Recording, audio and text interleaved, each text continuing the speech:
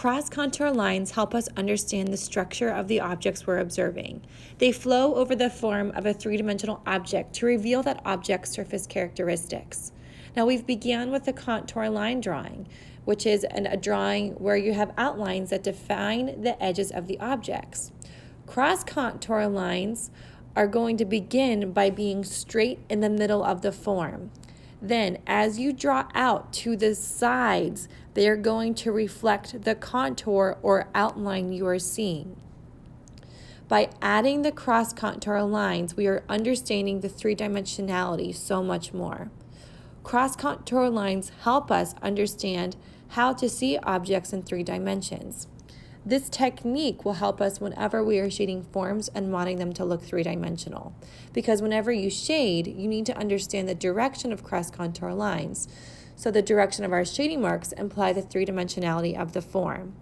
Here on this cloth, thankfully, I had lines within the cloth that I could copy because those lines were creating the cross contours.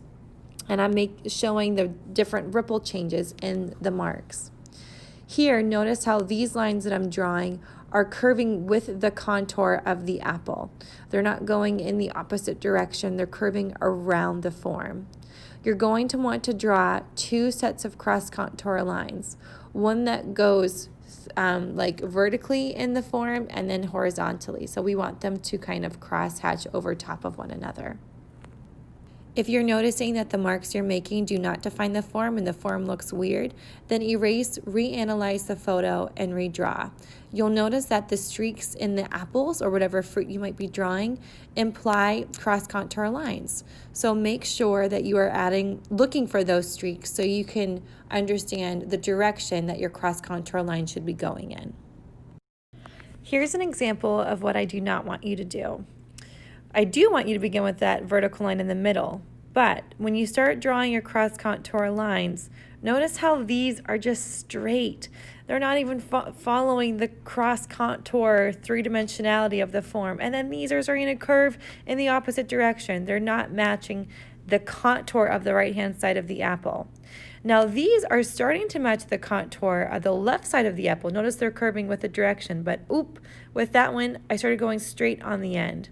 You need to make sure that you are curving it so it flows with the contour.